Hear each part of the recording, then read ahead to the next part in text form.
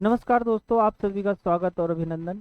जो हमारी Rajasthan geography class चली थी दोस्तों, उसको आज हम आगे बढ़ाते हैं। और हमारी राजस्थान जो ज्योग्राफी क्लास थी इसमें हम अपोहा तंत्र पढ़ रहे थे, और उसमें आज हम आगे बात करते हैं बाणगंगा के बारे में। नदियाँ जो हमारी चली हुई थी इसके अंदर आज हम बात करते हैं बाणगंगा।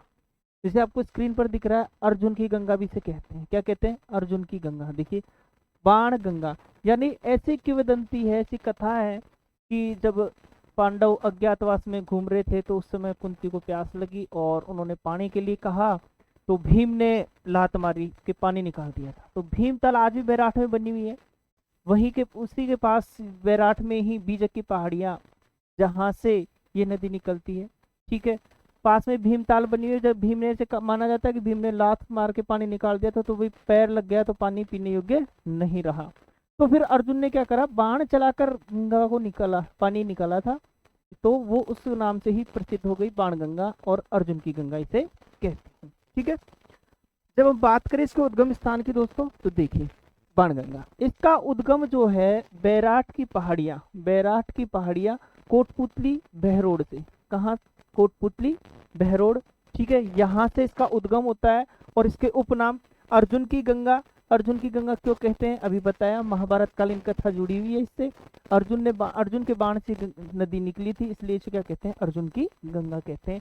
ताला नदी, अब देखिए, यह है जमरामगढ़ बांध में गिरने से पहले ताला गांव से प्रवाहित होती है, तो ताला नदी भी कहते हैं। और एक कहते हैं रुंडित या रुंडित नदी, इसके बारे में बाद में बताएंगे आपको। रुंडित नदी क्यों कहते हैं, ये पहले नाम नहीं था, लेकिन अब वर्तमान में 2012 के बाद लगभग इसका नाम रुंडित नदी भी उपनाम बोलने लगे।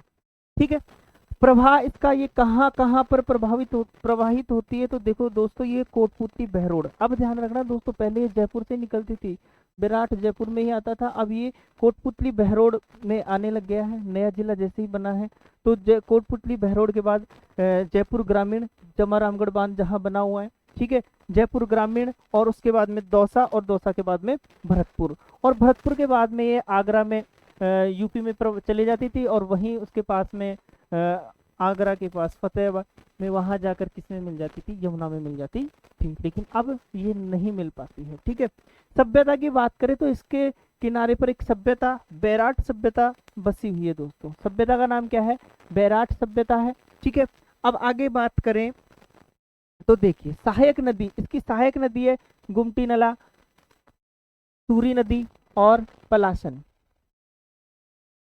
गुमटी नला, सूरी और पलासन। ठीक है, अब की बार देखिए, बारिश अच्छी हुई थी तो ये सूरी नदी को बहते हुए भी देखा गया है। ठीक है, पलासन ये इसकी क्या है? सहायक नदी है। अब देखो, इस पर नहरें उच्चैनी और पथेनी, उच्चैनी और पथेनी दो नहरें भी इस पर चलती है।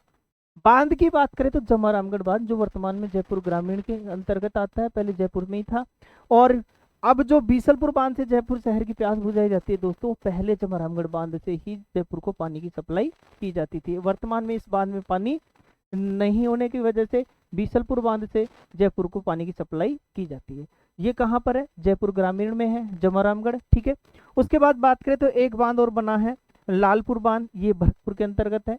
कौन सा बांध? लालपुर बांध, भरतपुर के अंतर्गत। अब देखो, इसका समापन मैंने अभी पहले बताया कि ये पहले यमुना में मिलती थी, यूपी तक जाती थी। ठीक है, लेकिन वर्तमान में ये क्या है, 2012 के बाद भरतपुर के मैदानों में क्या हो जाती है? विलुप्त हो जाती है।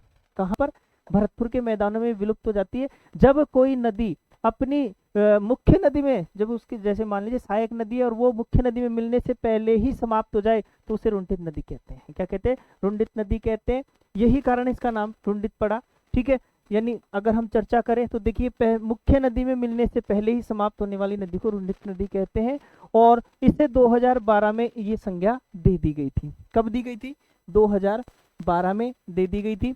और देखो, पहले ये फतेहाबाद आगरा यूपी में कहाँ पर यमुना में मिलती थी, लेकिन वर्तमान में 2012 के बाद लगभग यहाँ तक प्रभावित नहीं होती है, और भरतपुर के मैदान में क्या हो जाती है? समाप्त हो जाती है। तो अब हम कह सकते हैं ये आंतरिक प्रवाह की नदी हो चुकी है। कौन सी नदी हो चुकी है? आंतरिक प्रवाह की नदी हो चुकी है। पहले यमुना की सहायक थी, तो भाई इसका पानी बंगाल की खाड़ी तक जा रहा था, क्योंकि यमुना के माध्यम से गंगा में, और गंगा का पानी वहां तक जा रहा था। लेकिन अब ये भरतपुर के मैदान में विलुप्त हो जाती है, तो ये आंतरिक प्रवाह की नदी भी हो चुकी है। तो ये था दोस्तों हमारी बाणगंगा से संबंधित जो नदी है उससे संबंधित चर्चा थी आज हमारी।